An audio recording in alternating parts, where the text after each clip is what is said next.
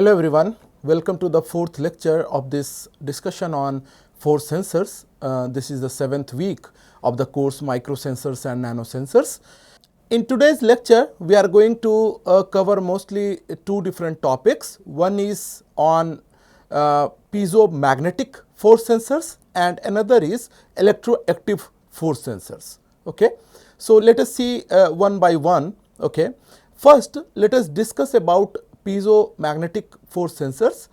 They are very important class of force sensors and very useful when overloaded are required. Okay, say for example, you don't know that what kind of force is going to be exerted, say in case of a cantilever movement or in case of say diaphragm movement. Okay, so the force applied is unknown in nature, and we can expect that say if a force F is required, there can be a chance that the applied force increases by say delta F. Okay, so the net applied force is F plus delta F.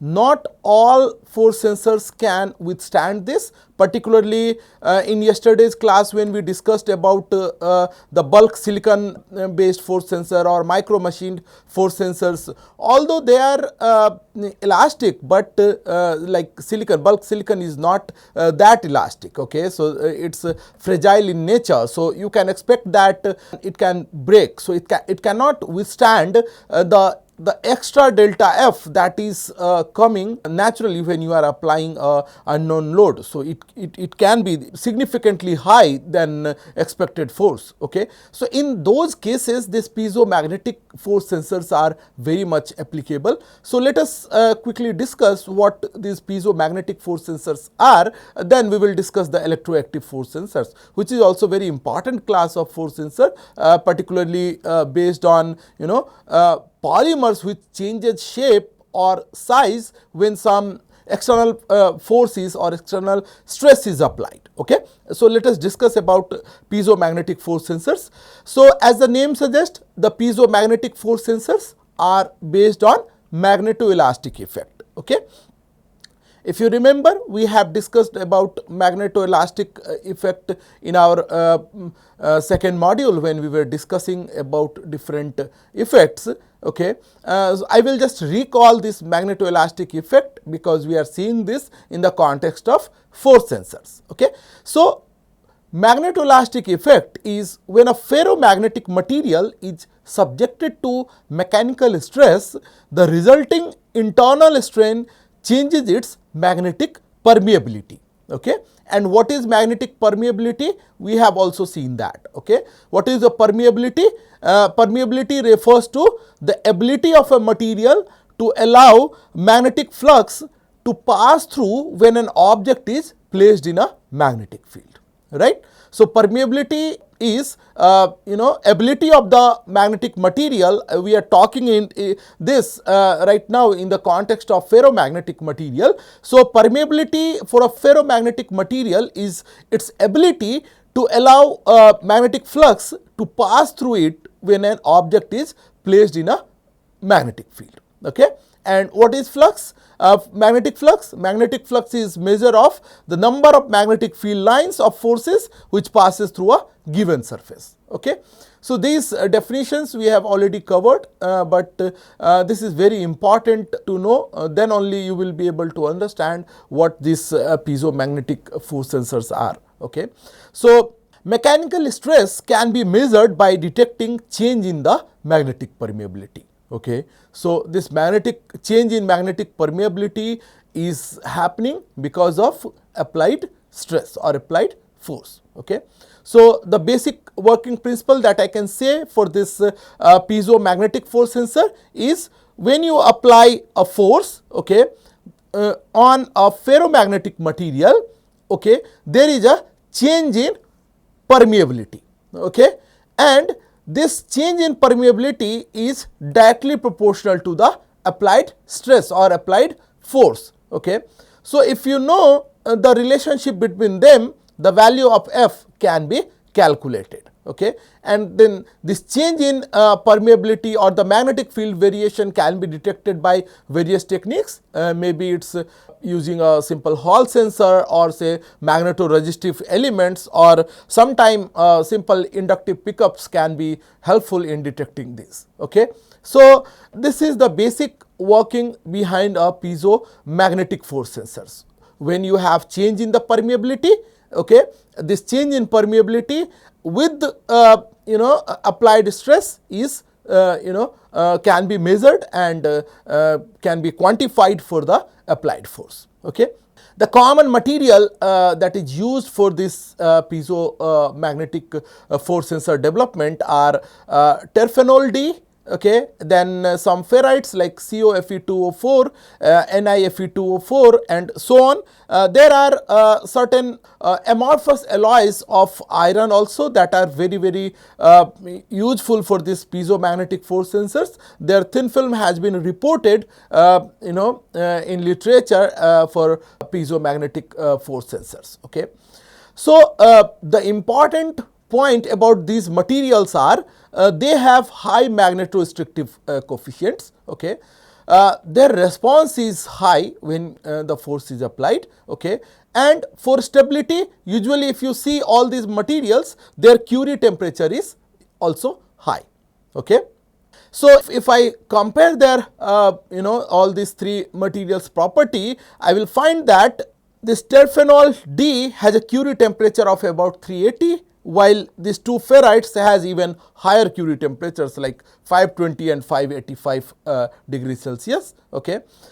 The good point about this cobalt ferrite is they are very much chemically stable. So, you will find lot of piezomagnetic force sensors are available on this particular material. Although this kind of sensors are not very popular, but as I have mentioned that for overload conditions, these piezomagnetic force sensors are called. Okay.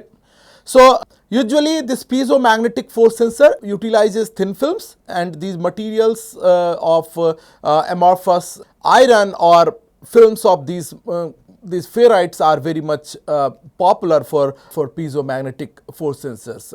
The deposition of these ferrites are also not that easy. Okay. So, usually there are various techniques, because if you see, this is three material system, right, three element system, CO, Fe and O. Okay. So, physical vapor deposition nearly very difficult, okay, because you have to have a specialized target of this. So, CVD is usually popular, and then there are other techniques like microwave synthesis technique and others to deposit these films. But then there are some amorphous alloys also whose deposition is a little bit easier, because you have PLD and other techniques to deposit them. Okay.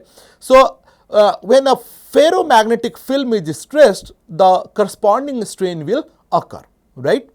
So, due to the magnetoelastic coupling interaction, the equivalent magnetic field inside the ferromagnetic material changes, and this is the basis of the piezomagnetic force sensors. Okay. What I am telling is, when a ferromagnetic film is stressed, so you have a ferromagnetic film, you are applying some force due to which it can be compressive, it can be tensile. Okay. There will be some strain in the film, right, and since it passes the magnetoelastic property, what happened that due to the magnetoelastic coupling interaction, the equivalent magnetic field inside this ferromagnetic material changes. Okay.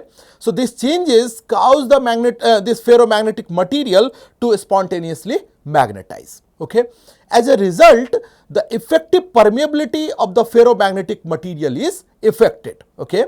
And when the permeability is affected or it is changing, means if you can detect this change in permeability by the methods I have just mentioned, okay, you can actually detect the corresponding force. Okay.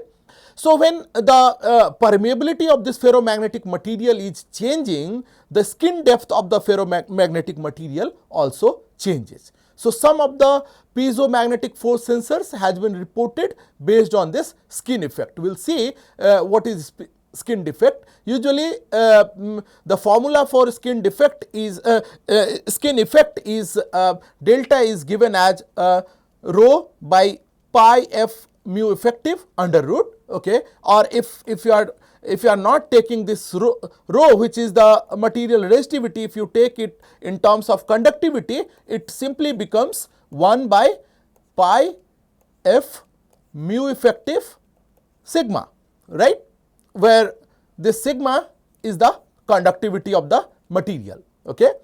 F is the frequency, rho is the resistivity and mu effective is the effective permeability, right, and this delta is basically the skin effect depth, right. So, this delta is related to the dielectric, this mu effective, okay, or effective permeability, which directly affect the inductance of the magnetic material, okay. So, this is one way to fabricate or to characterize a piezomagnetic force sensors, okay. So, if you are not aware about skin depth is the distance into a conductor or magnetic material such as these ferromagnetic material that we are discussing, okay.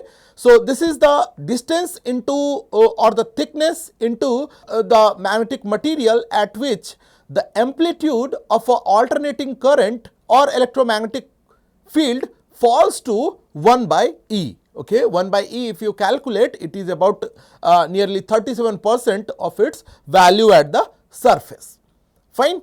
So, actually this skin depth describe how deeply electromagnetic wave or current can penetrate into a material, okay. So, smaller the skin depth means the signal or current is confined to the surface, okay. It is not able to penetrate the thin film, okay.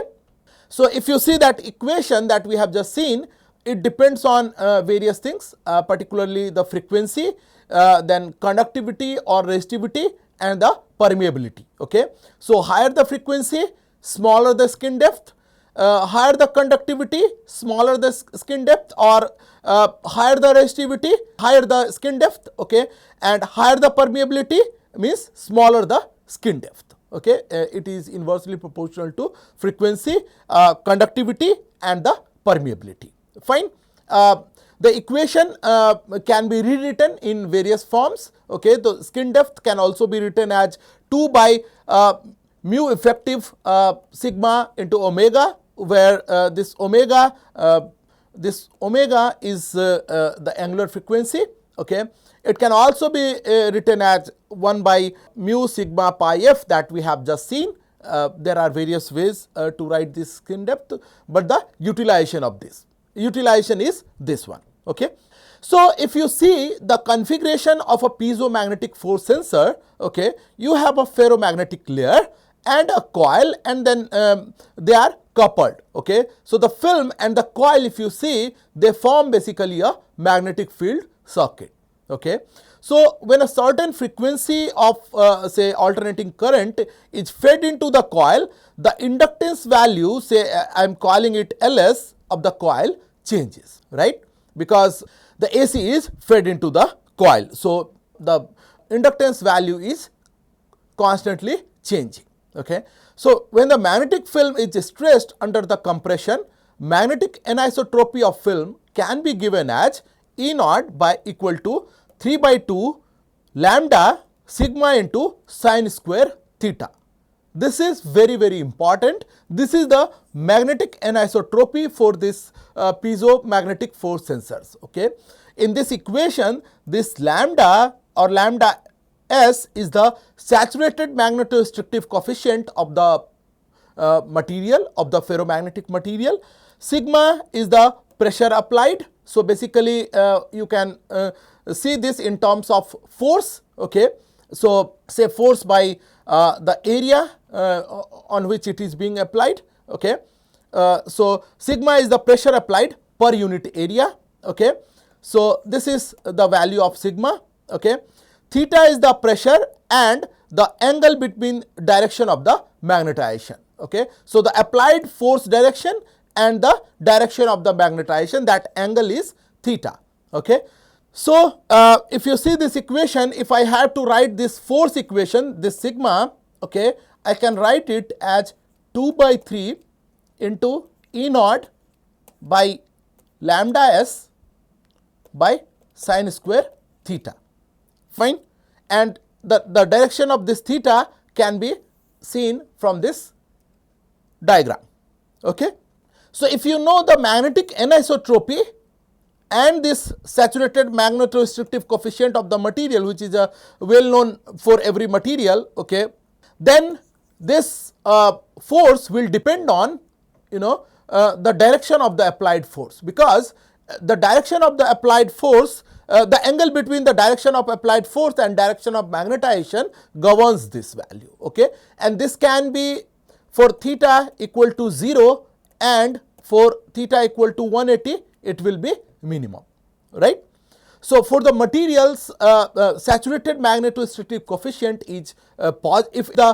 If the materials saturated magnetorestrictive coefficient is positive, I am talking about this lambda. Okay, if lambda is positive, okay, the decrement in stress, if you are applying stress and it is decreasing, makes the film magnetic anisotropy E naught to decrease, right. So, if E naught is decreasing, means this force is, if this stress is decreasing, means this E naught is decreasing. Okay, but this is only true for lambda value to be positive, right. So, this piezomagnetic force sensors has various advantages over the conventional force sensors. The conventional force sensors we have already seen in detail. They were the strain gauge based devices, the piezoresistive devices, capacitive devices, as well as the piezoelectric devices. Okay, we have seen all these kind of force sensors, but this is the new kind of device that we are seeing for the first time, the piezomagnetic sensors, right. So, piezomagnetic force sensors has various advantages over the conventional force sensors, but of course, it does not have only advantage, it has some disadvantages also. So, if you talk about the advantages of piezomagnetic force sensors, compared to the strain gauge based sensor, this type of devices does not require adhesive mounting and can be installed easily. If you remember, in case of strain gauge based devices, what we have seen is, say I want to measure the force applied here, I have to glue this strain gauge here, right. So, this glue was affecting the properties of this strain gauge, right. So, these piezomagnetic sensors do not require this kind of gluing. Okay.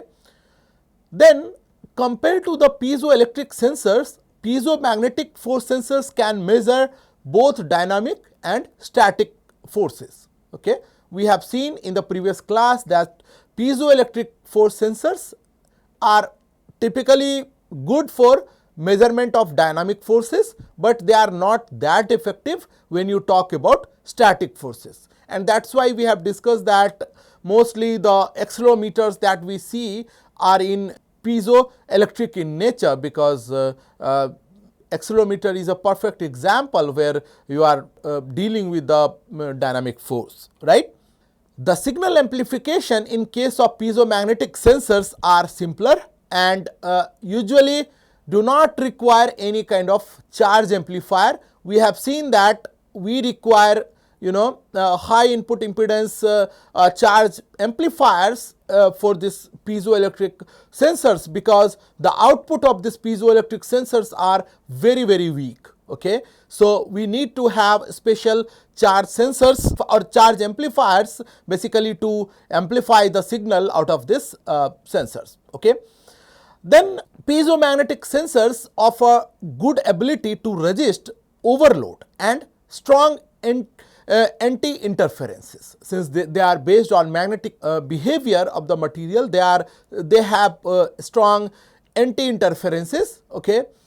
And this resist to the overload, I have been talking since the initial of this lecture. This is the biggest advantage in case of piezomagnetic force sensors. Okay. So, in theory, the force sensors based on magnetoelastic effect can reach even beyond the micro force or beyond the micronewton force, and it can even go to nanonewton. Okay. However, due to their high sensitivity to electromagnetic interference, the accuracy can decrease to micronewton, or sometime it is sacrificed to even sub-micronewton level. Okay. Then their applications are non-conventional, okay, and they have found their application in those places also where the conventional strain gauge based or piezoresistive based devices cannot be used. Okay, like for example, in biomedical force sensing for cell manipulation, these sensors are very popular. Okay. Then many robotic tactile sensors are based on these kind of devices. Okay. In aeroplane or aerospace kind of field where you need to monitor big structures, okay, or even in the building management system when you are dealing with structural health monitoring, these kind of devices are very useful. Okay. Then there is a special class of microscopy, that is magnetic resonance force microscopy. There are devices, or there are microscopy based on this this kind of force sensors. Okay. So magnetic resonance force microscopy uses the piezomagnetic force sensing properties. Okay. However, there are certain challenges associated with this piezomagnetic force sensors, particularly the temperature dependence of the magnetic material is the biggest challenge that has to be tackled. Okay. Then hysteresis and noise reduction is since these are based on magnetic materials, so hysteresis is inherent to it, but since we are using this magnetic material not for memory but for sensing application, we have to minimize the hysteresis. Okay. Then miniaturization and packaging of this kind of devices are very crucial because you are dealing with the magnetic thin films. Okay. Then the integration with the existing electronics is also one of the challenge that is being faced for piezomagnetic force sensors. That's why I mentioned that they are not very common as we have seen for like piezoresistive or piezoelectric force sensors, but then they have their own applications. Okay. So I hope that the concept of piezomagnetic micro force sensors are clear to you. Okay. Then we also have to discuss another class of force sensor, which is electroactive micro force sensor. Okay. So electroactive polymers are actually behind all these electroactive force sensors. So electroactive polymers are polymers which generate electrical signal in response to mechanical stimuli. Okay. So they are very popular in this micro force sensors, particularly because of their high resolution sensing. Okay. However, please note that although this is a new class of force sensor we are discussing, but most of the electroactive micro force sensors are based on the MEMS technology. Okay. So they can also come under MEMS based force sensor, but since they are a very special kind of polymer, we are classifying them under different head. Okay. So electroactive polymers, what are the electroactive polymers? Okay. So electroactive polymers are materials that can exhibit significant shape and size change when subjected to electrical stimulation. Okay. So when you are giving some electrical stimulation, okay, there can be various ways of giving electrical stimulation. We'll see. Okay, in case of wet materials, the method is different. In case of dry materials, the method is different. But if you give some kind of electrical stimulation, there is a change in size and shape of the material. Okay, so based on their activation mechanism, this electroactive polymers or EAPs are classified into two main categories. The first category is electronic EAPs and second is ionic EAPs. Okay. So if you see this EAP crystal, okay, and if you have these two electrodes and if you apply be its tensile force or be its compressive force, you will find that just by applying this energies, okay, your size is changing, okay. Sometime it is squeezing, sometime it is moving, sometime it is spreading, okay. So based on this you can have measurement of tensile force or compressive force, all right. So the ionic EAPs are due to displacement of ions during electrical stimulation, okay. This leads to change in shape of the material. So when there is a displacement of ion, when there is a electrical stimulation, okay, the ions are moving, this leads to change in the shape of the material, or you can say change in the volume of the material, okay. The main advantage of this kind of material is the actuation voltage is very less. So you can actuate this in just a few volt, or 1 or 2 volt is sufficient to actuate, okay. Since the ions are diffused inside an electrolyte, they need to maintain their wetness during all time. So these are the this ionic EAPs are class of wet force sensors. So you can understand that these sensors are electroactive micro force sensors, but measuring which need to be maintained in a wet condition, okay. The electronic EAPs are mostly not due to the ionic movement, but due to the strong electric field, external electric field, okay. The occurring electrostatic forces lead to an electromechanical change in shape of the material, and accordingly you can find the force, okay. Let us see some major differences at a performance level as well as at operation level for this electroactive micro force sensors, okay. I mean, the two category of electroactive force sensors are electronic EAP micro force sensor and ionic EAP force sensors, okay. Let us see some difference at different aspects, okay.